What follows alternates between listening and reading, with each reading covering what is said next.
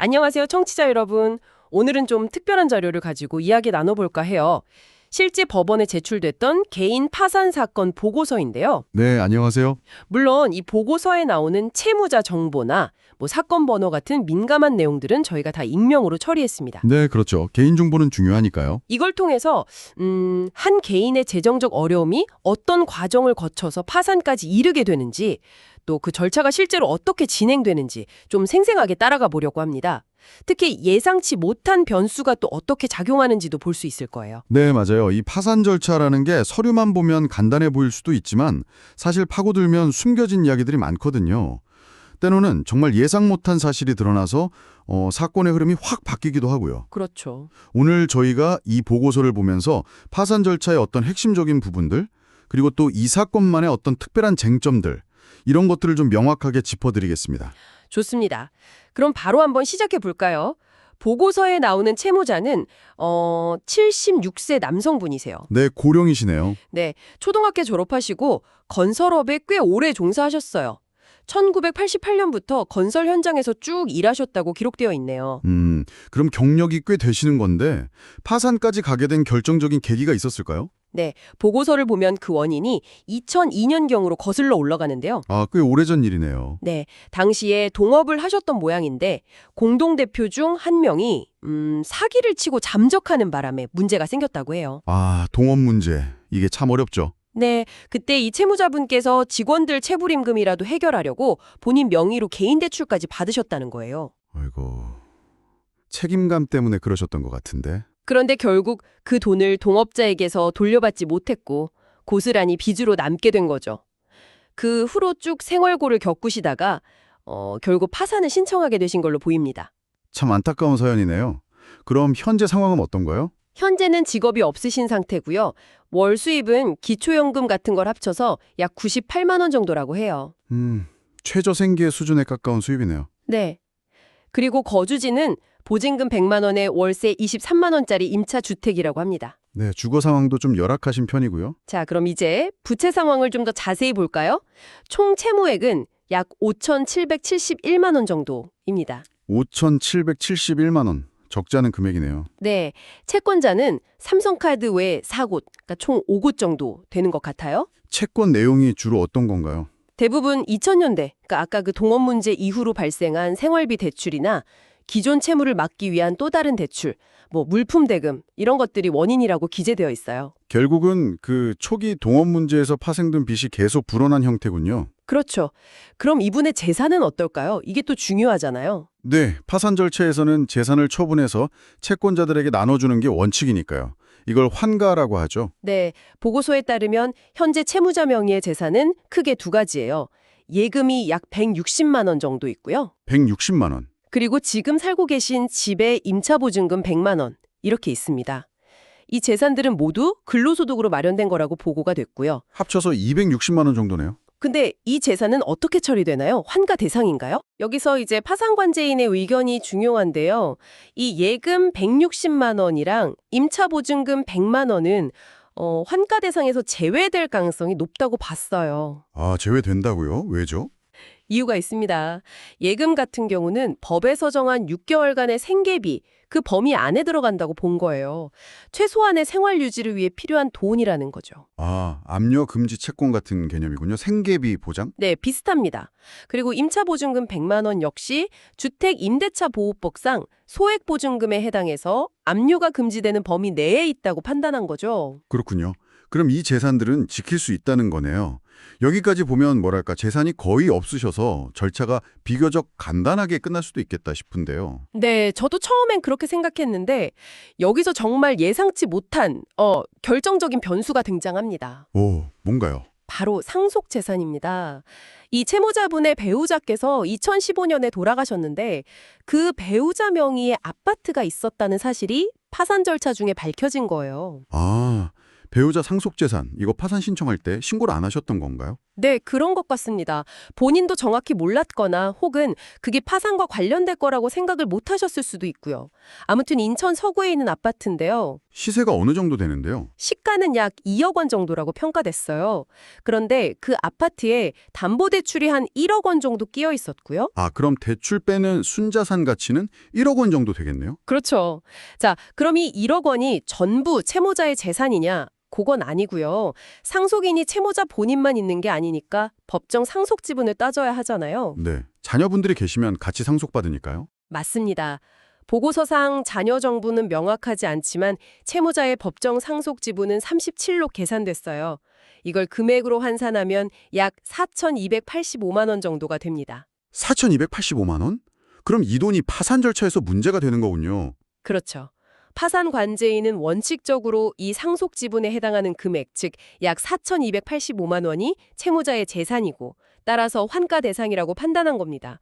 이걸로 채권자들에게 빚을 갚아야 한다는 거죠. 네. 이게 발견되지 않았다면 그냥 넘어갈 수도 있었을 텐데 절차 중에 확인되면서 상황이 복잡해졌네요. 그런데 여기서 또 한 단계 더 들어가요. 파산 관제인이 조사를 해보니까 이 채무자분께서 과거에 아들로부터 2천만 원을 받아서 생활비 등으로 사용하신 내역이 확인됐어요. 아들한테 2천만 원을요? 그건 또 왜 고려 대상이 되죠? 이걸 뭐랄까 일종의 사전증여나 부양료 성격으로 볼 여지가 있다고 본 것 같아요.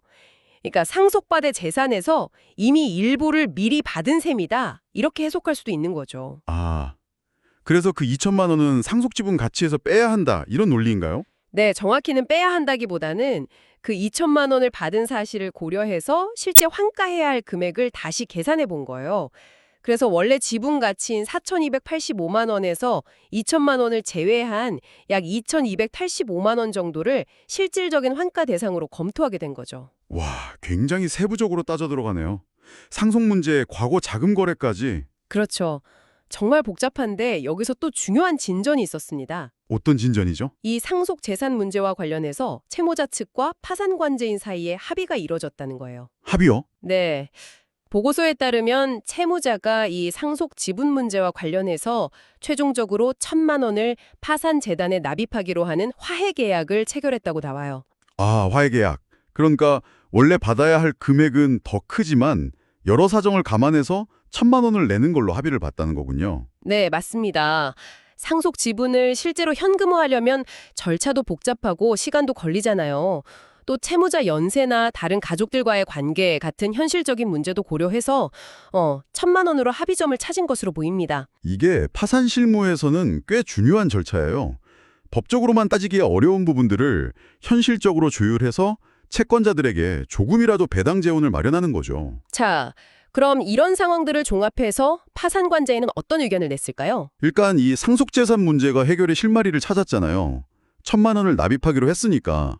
그래서 파산 절차를 그냥 여기서 끝내는 폐시나 종결을 할 게 아니라 이 화해계약 이행, 즉 1,000만 원 납입일 확인하고 또 혹시 다른 문제는 없는지 최종적으로 점검하기 위해서 절차를 속행해야 한다는 의견을 냈습니다. 속행. 그러니까 계속 진행한다는 거군요. 네, 그렇죠. 그리고 2천만 원이 들어오면 이걸 가지고 채권자들에게 나눠줘야 하잖아요. 네, 그렇죠. 그래서 채권자들이 각각 얼마를 받아야 하는지 법적으로 확정하는 절차, 즉 채권 조사기일을 열어달라고 법원에 신청한 상태입니다. 아하, 그럼 이제 남은 건 최종적으로 이분의 빚을 탕감해 줄 것인가? 즉, 면책 여부인데 이건 어떻게 될까요? 이 부분에 대한 파산관제인의 의견은 현재 보류 상태예요. 보류요. 네, 왜냐하면 처음에는 신고하지 않았던 상속재산이 발견됐다는 점은 사실 면책심사에 불리하게 작용할 수도 있는 사유거든요. 재산 은닉으로 오해받을 수도 있고요. 아, 그렇죠. 성실성 문제가 제기될 수 있겠네요. 하지만 이 사건에서는 결국 화해계약을 통해서 1,000만 원을 납입하기로 했잖아요. 어떻게 보면 숨겨진 재산을 자진해서 내놓는 모양새가 된 거니까 이런 점이 또 참작될 여지가 있는 거죠. 긍정적인 면과 부정적인 면이 공존하는 상황이군요. 맞습니다. 그래서 관제인 입장에서는 아직 면책이 적절한지 아닌지 단정하기 어렵다고 본 것 같아요. 일단 1,000만 원 납입 여부를 지켜보고 또 채권조사 결과 등을 종합해서 법원이 최종적으로 면책 허가 여부를 신중하게 판단할 것으로 보입니다. 다행히 보고서 작성 시점까지 채권자들의 이의 제기는 없었다고 해요. 그렇군요. 결과가 어떻게 될지는 좀 더 지켜봐야 알겠네요. 오늘 저희가 함께 살펴본 이 보고서 어떠셨나요? 개인 파산이라는 게 단순히 현재 가진 빚과 재산만 계산해서 끝나는 게 아니라는 걸 아주 명확하게 보여주는 사례 같아요. 네, 정말 그렇죠. 특히 돌아가신 배우자의 상속 재산처럼 정말 까맣게 잊고 있었거나 혹은 법적으로 복잡하게 얽혀있던 과거의 일이 현재의 파산 절차에 이렇게 결정적인 영향을 미칠 수 있다는 점 저는 굉장히 인상 깊었습니다. 맞아요. 이 사례는 파산 신청 시에 본인이 인지하지 못했거나 혹은 중요하다고 생각해서 신고하지 않은 재산이 절차 진행 중에 얼마든지 드러날 수 있다는 걸 보여주죠.